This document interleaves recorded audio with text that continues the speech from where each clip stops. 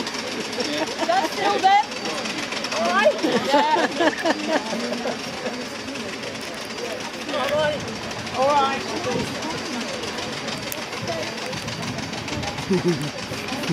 I'm doing video and all now. Yeah.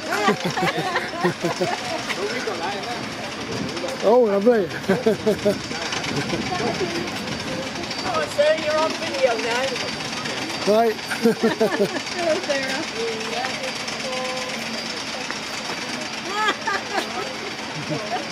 Oh, yes. Poppy Hunter. Hello, how are you? Happy to see you. I'm meeting you too, Sarah. I like these figures, they're good, aren't they?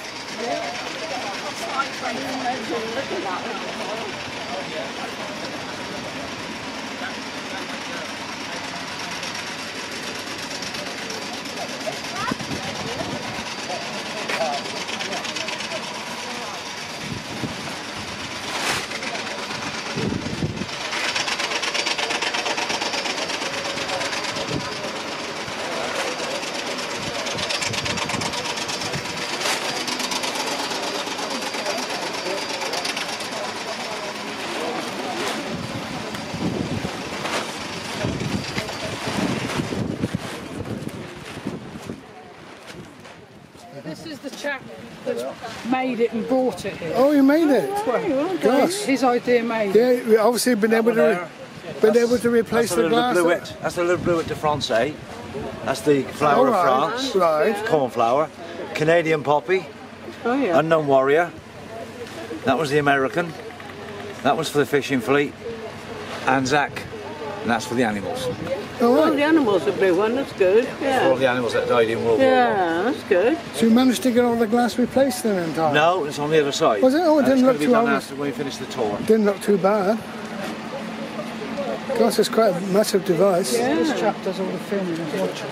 Oh, right. Right.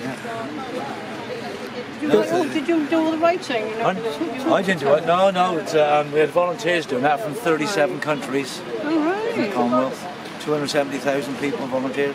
You started this idea just as a local thing from where you lived, didn't you? That's the original idea was mine, Yeah, and I designed the memorial. right, And the structural engineer came up with the final design for the poppy. right. The glass in here is not structural to the poppy.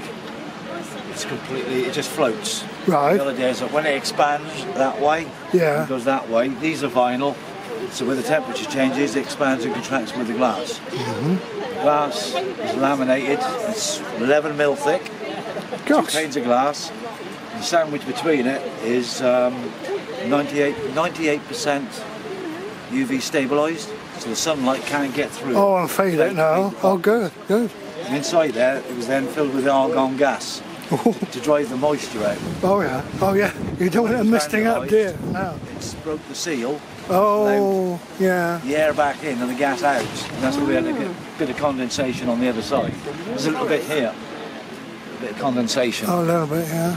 Oh yeah. But when we repair the new panel, once that goes in, It'll be all the air will be taken repressurised out again and get refilled with the gas. Gosh, it's bigger than I was expecting it to be. A lot of people do say that. Yeah, It's a lot bigger than they think. yeah, From this ridge to the top lip yeah, is 8 foot. From that lip to Yeah. that lip is 7 foot. Yeah. And the top one is 6'4". gosh. Certainly it's impressive. You remember this for a long time. Not, Joanna Lumley is on each of the faces, on here and on the other face, is 8,500. And in between the two panes of glass is 1,117,635 individually written hand poppies. Are there?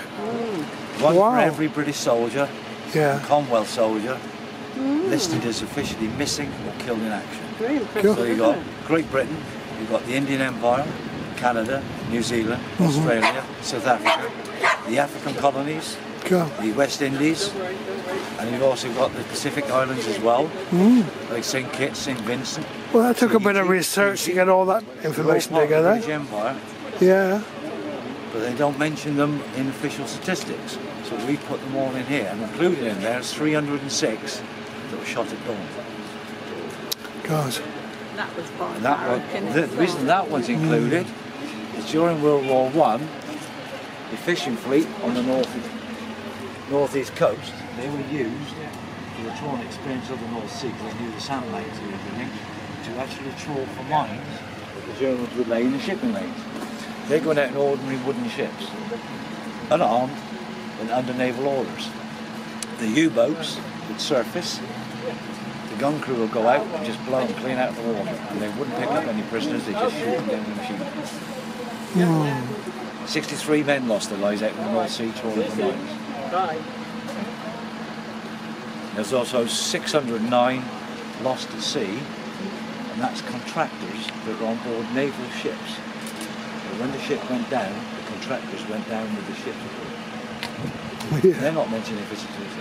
No. And there's also civilians that were killed during the bombardment of the Grand Fleet, Zeppelin attack, and by bomber attack. They're in there as well. They're all casualties of the war.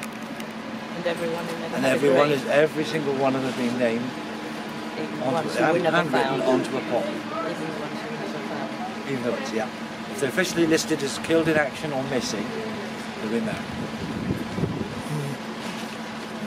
The motto at the bottom, that is from Lord Palmer's speech at the Menin Gate. The first words that he spoke when he unveiled the Menin Gate, he's not forgotten, he's here.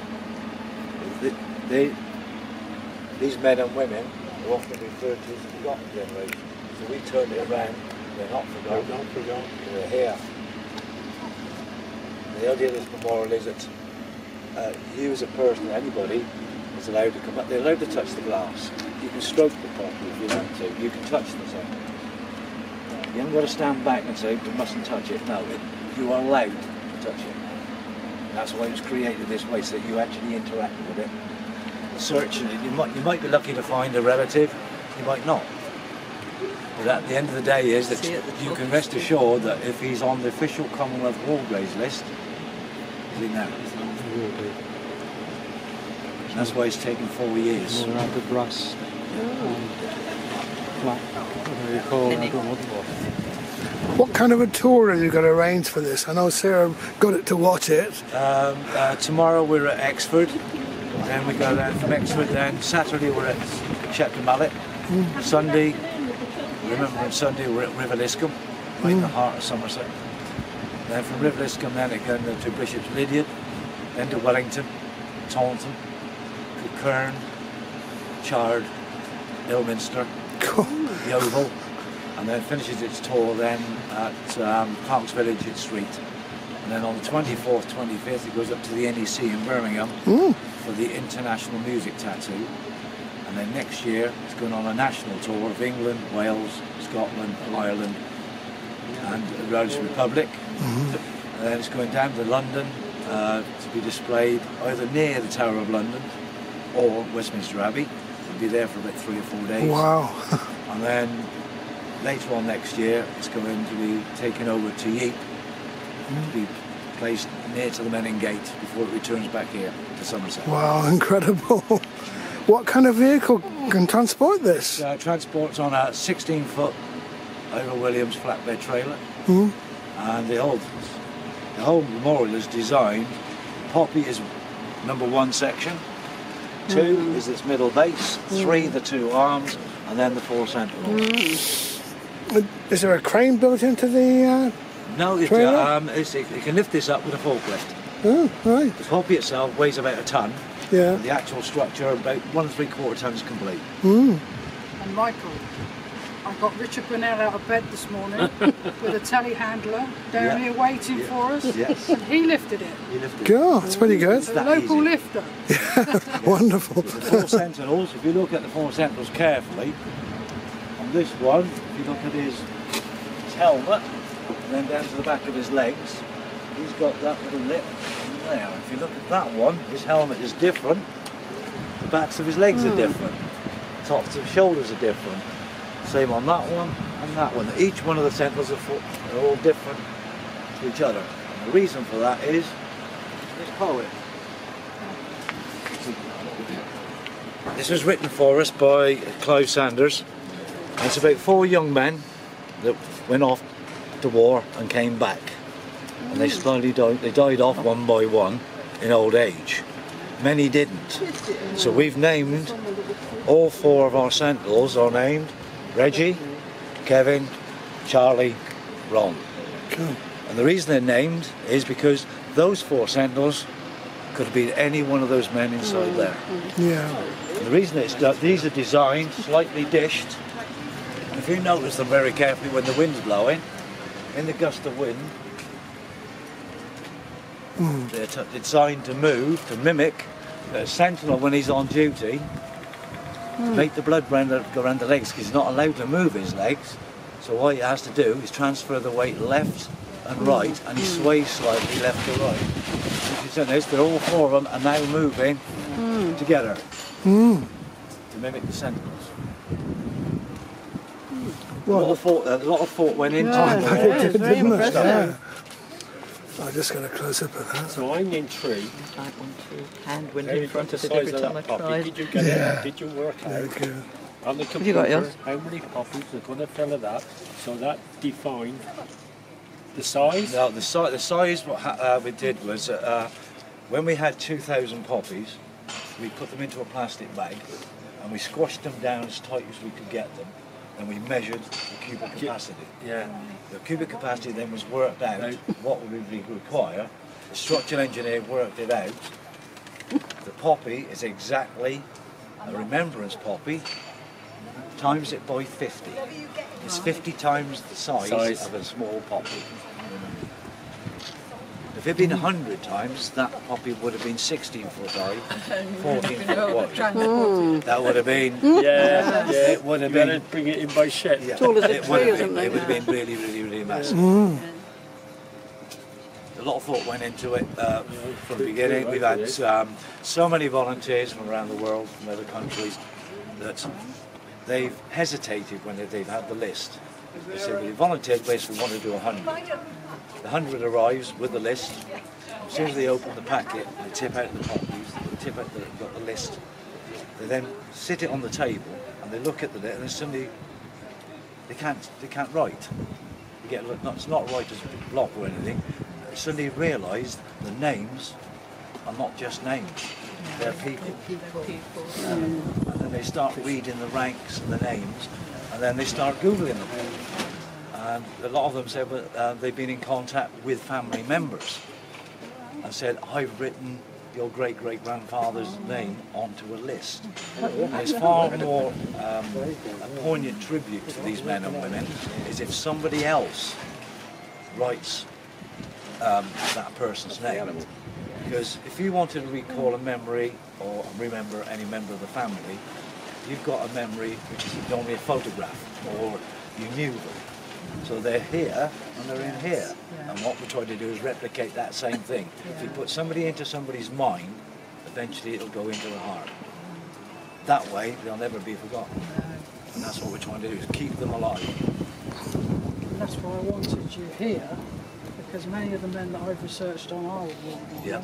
are We're in there. That's right, yes. Yeah. Because at the end of World War I, the reason this memorial came about was on my return back from France after doing 38 dedication ceremonies, I asked the Commonwealth War Graves Commission, the Home Office, the Foreign Office and the Commonwealth Office, if there was a national memorial anywhere where all the men and women that were killed in World War I are listed. No.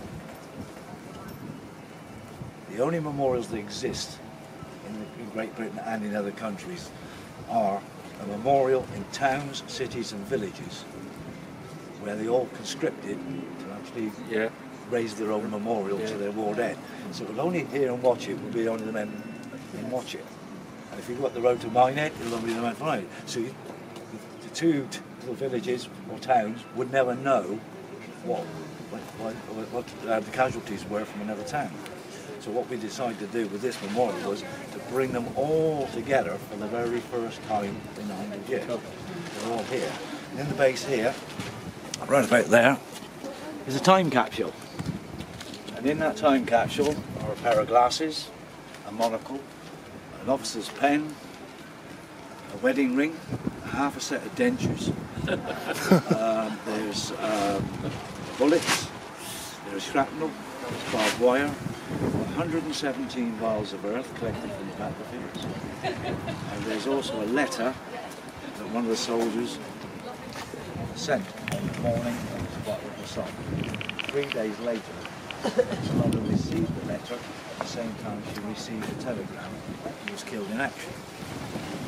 He's listed as killed without known grave. His great-great niece has given us those letters because she's got no relevant relative and asked us to put into the poppy. They're in there sealed and they'll be in there permanently. So the whole idea is a bit of France, where these men fought and died, is inside there. So there's no, so if people feel that they can't make the trip to France, they can make the trip In the country. into this country. You can see the memorial, this memorial, they can go up to it knowing their loved one is in there. So where will it eventually? It's going to stay in Somerset no matter what. It's going to stay in Somerset. It's staying in Somerset, yes. Right. When you think of all the history there, it makes it even worse that somebody damaged it. Oh, it's Yes. terrible. Oh, yeah. Was Yeah. that? You must have been devastated. Well, the whole team was, yes, we were devastated. But, Yeah. we quickly recuperated ourselves and said, right, what's happened is happened. We can't change it. And then the company in Exeter stepped forward and said, we'll replace the panel for free. Go well done, because that was £1,000 worth, wasn't it? 3,000. The actual panel itself, with the labour to fit it, is £3,000 Wow. plus that. All ruined by one stupid idiot. Yeah. The glass itself is, you could give it a good thump. It won't crack. No. But what happens is just to here, where it changes direction that way, that's the weak point. Weakest, but It's like on a pane of glass in a window. If you want to break window, you hit the pane in the middle of the pane, Yeah. it'll just flex. You go down to the corner, you hit it with a hammer, it'll just shatter. It's the weakest point. They just, for some reason, why they hit it there, we'll never know. no. We'll never know who it was, how to do it. I No, don't think so, no. no. Well, I just hope they're very proud of themselves. Where will it, after its touring, where will its permanent? It's home permanent. be? It's Wincanton. The council, they had a meeting 2.5 years ago. We sent out telegrams and emails out to councils around the country to respond to become custodians of it. Because the idea of this memorial was the Poppy of Honour group, although it's my idea to design it and build it, was that the memorial was never going to be ours No. from the outset. So what we wanted was a town, a village or a city to become the custodians, and then the Poppy of Honour group itself, we would be responsible for maintaining it. The Poppy belongs to the people of the United Kingdom, of Great Britain, Northern Ireland, and all the people of all the Commonwealth countries. So it's yours, yours, it's not ours. So this memorial belongs to everyone. And the thing about the thing about that we like about this memorial is we call it the Poppy of Honour. But everywhere we've gone, everybody, when they post it on Facebook, they call it the People's Poppy. And it is your poppy. And it'll always be your poppy. Well, I thank you for bringing us. That's all right, it's my pleasure. Proud to know you.